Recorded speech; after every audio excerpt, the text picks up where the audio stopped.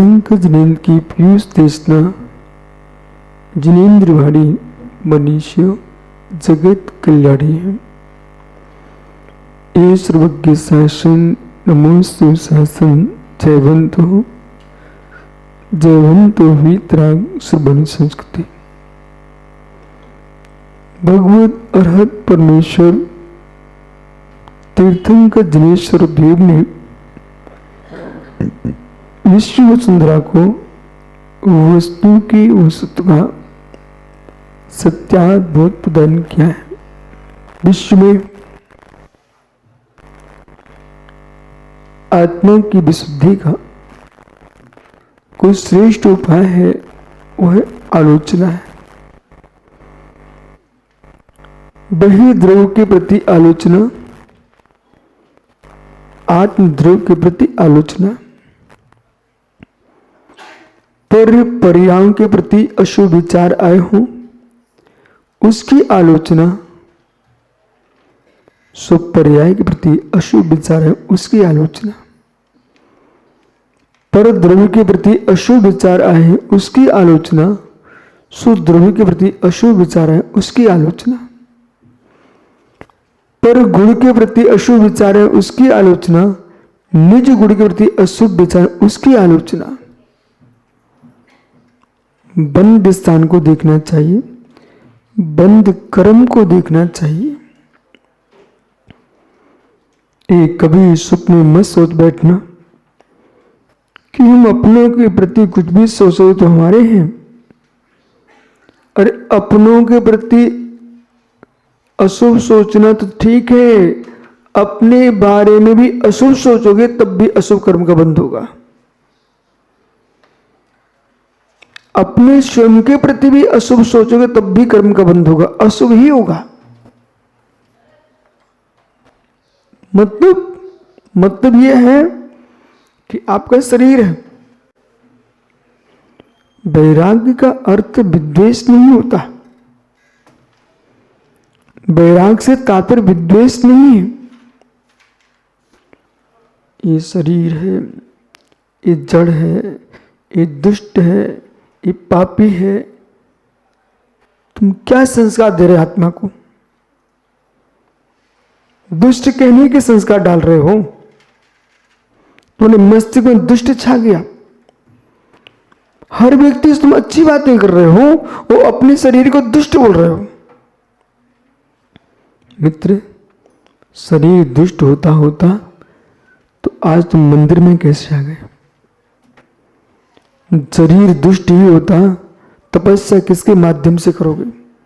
शरीर दुष्ट ही होता, साधना किसके माध्यम से करोगे? तीर्थ बंदना किसके माध्यम से कर रहे हो? आप शरीर को सर्वथा दुष्ट मत कहो। शरीर के प्रति जो दुष्प्रवृत्ति है आपकी, उससे बचिए। ये शरीर तुम्हारा है ही नहीं है, ये शरीर आपका है ही नहीं है। उपयोग के लिए प्राप्त वस्तु को अपना बनाने विचार दृष्टि है आपकी। जो आप सबको मालूम है, आप सब जैनी लोग हो, वो भेद विज्ञान की बात करते हो, तो भेद विज्ञान की बात करते हो तो आप तो शरीर को पुद्गल मानते कि नहीं मानते हो? वो आत्मा चेतन है, आपका जीव द्रव्य आपका है, न कि ये शरीर ही आपका है। ये तो आपको प्राप्त है। जो प्राप्त शरीर है, इसके प्रति अशुभ चिंतन कर रहे हो, आपको अशुभ का बंध होगा, पुनः अशुभ शरीर मिलेगा। शरीर आपका है। ममत्व करोगे शरीर से तब भी अशुभ बंध होगा, और द्वेष करोगे शरीर से तब भी अशुभ बंध होगा। थोड़ा सूक्ष्म जाना सीखो। अभी तक आपने इतने दिन तक ये सुना कि इनसे द्वेष करना, इनसे राग करना, ये तुम्हारे बंध का कारण है। क्या स्वयं के शरीर का राग नहीं होता? मित्र, एक बाल का राग भी तुमको संसार में बांध के रखेगा। एक रोमकंड का राग भी तुमको संसार में बांध के रखेगा। एक परमाणु के परमाणु ही तुम्हें देश से रागे संसार में बंद की रहेगा जीव।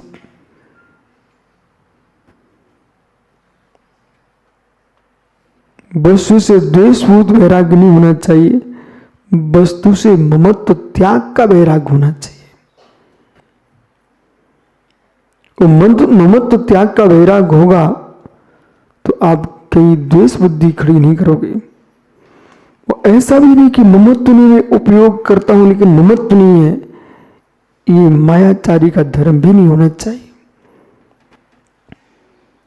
वो ध्रुव ध्रुव में है, मैं तो मैं हूं, मेरा कोई ममत्व नहीं है। ममत्व नहीं है तो जोड़े क्यों?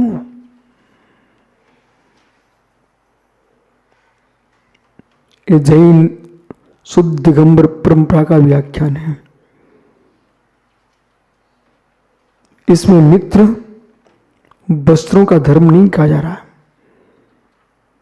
कि आप यूं कहो कि कपड़े शरीर में पड़े हुए हैं,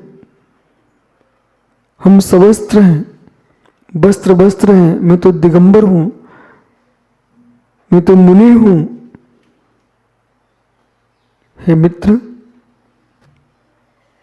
मुनि वस्त्रधारी नहीं होते, मुनि वस्त्रधारी नहीं होते, वस्त्रों मुनिपन नहीं होता है। आचारांग में जो विकार खड़ा किया गया है, सूत्र का विपर्यास करके विकार खड़ा किया गया, मूर्छा परिग्रह, इस सूत्र का कैसा दुरुपयोग किया। परिग्रह मूर्छा है, बिल्कुल सही है।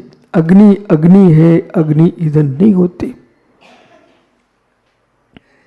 बहुत संभल के समझना, अग्नि अग्नि है, अग्नि ईंधन नहीं होती। पर यह भी सत्य है, अग्नि ईंधन के बिना चलती भी नहीं है। अग्नि का गमन किस पर है? अग्नि का गमन किस पर है? अग्नि जलती किस पर है? बालक, अग्नि होगी तो ईंधन होगा, ईंधन होगा तो अग्नि होगी, फिर भी ईंधन ईंधन अग्नि अग्नि है। आहा, कुंद कुंद स्वामी ने श्री समय सारजी में अपरिग्रह अनिच्छा इस सूत्र का प्रयोग किया। अपरिग्रह अनिच्छा, जो अनिच्छा है वही अपरिग्रह है। इच्छा परिग्रह, जो इच्छा है वो परिग्रह है। पर द्रव्य में जो ममत्व है वो परिग्रह है। लेकिन अग्नि अग्नि है, परंतु बिना ईंधन के नहीं होती ना। इच्छा परिग्रह अवश्य है, पर बिना परद्रव्य के बिना इच्छा होती नहीं है। इच्छा चलती किस पर है?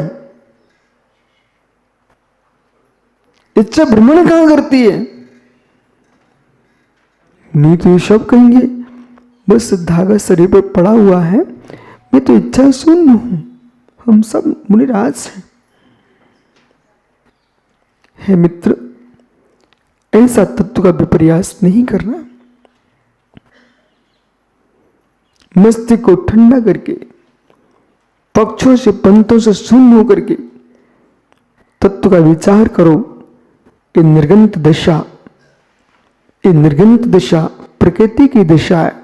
ये निर्गंत दशा, हे मित्र, कोई बनाई गई व्यवस्था नहीं है। बनाई व्यवस्था तो श्रावकों की है, बनाई व्यवस्था तो सग्रंथों की है।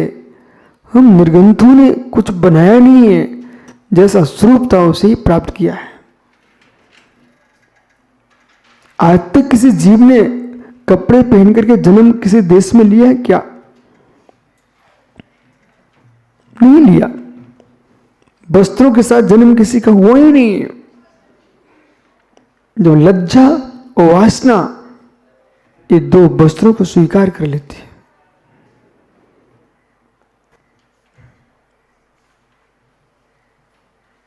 लज्जा वासना ये वस्त्रों को स्वीकार किए हैं, परंतु निर्वस्त्र होना ही मात्र मोक्ष मार्ग नहीं है।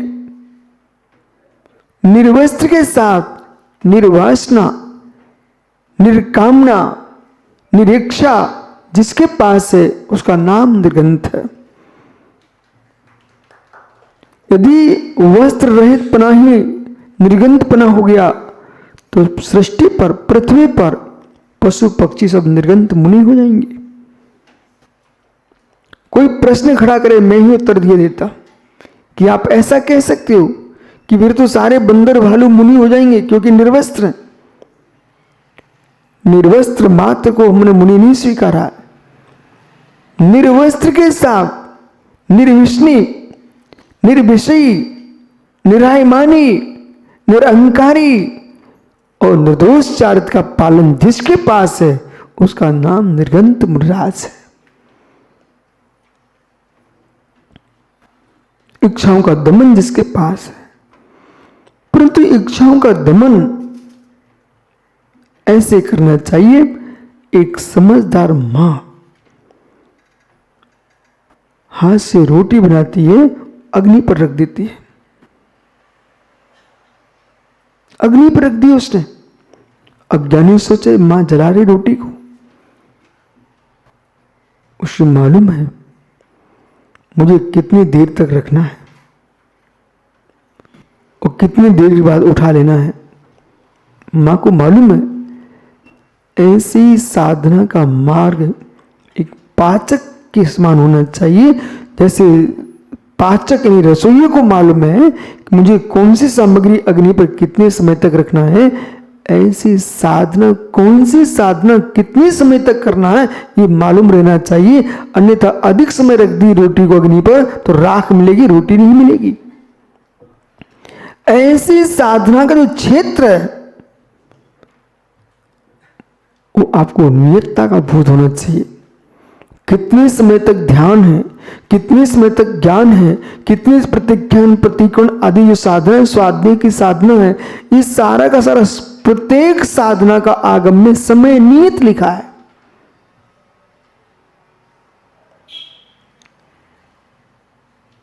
नियत हर वस्तु के पाक का काल नियत है। आपके भवन बन रहा है, उसकी छत पड़ रही है, उसमें बल्ली लगी हुई है।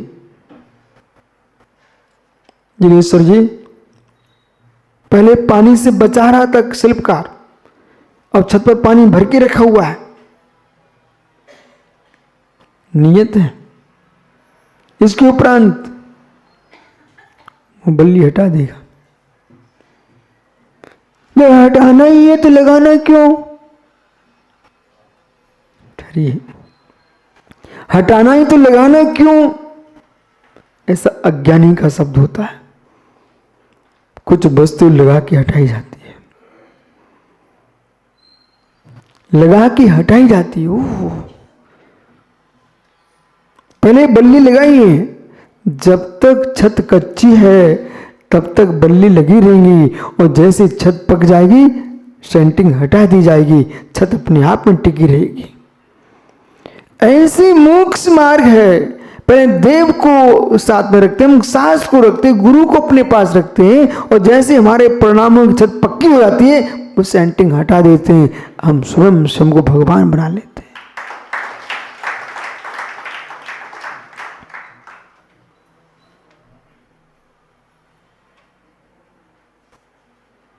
सुखी विराधना भी नहीं होना चाहिए, सुखी विराधना भी नहीं होना चाहिए। पर की विराधना का पाप दुनिया को दिखाई देता है, सुखी विराधना का पाप तुमको दिखता नहीं है। सुखी विराधना का पाप, कितने लोग ऐसे हैं जो अपने स्वयं का शरीर देख देख कर परेशान है, स्वयं का शरीर देख के परेशान है। जो सुंदर है उनको दर्पण ही दर्पण दिखता रहता है, जो सुंदर है उनको अपना दर्पण ही दर्पण दिखता रहता है कि मैं अपने सुंदर शरीर को देखूं, सुंदर शरीर को देखूं। वो राग में परेशान है। जो असुंदर है उन्हें दर्पण दिख जाए तो आंख फेर लेता है, बोले मुझे नहीं देखना अपना चेहरा। मतलब अपने चेहरे से द्वेष है। ये तो नाम कर्म का काम था, ये तो नाम कर्म का काम था। तनाव मुक्त हो जाओ। जिस शरीर में जब तक मैं रह रहा हूं, उसके साथ रह लो, ऐसा करो, अच्छे काम करो, अगला भाव तुमको सुंदर शरीर मिल जाए। पर इतने अच्छे काम करो ना कि सुंदर सुंदर शरीर ही ना मिले, सिद्ध भगवान बन जाओ।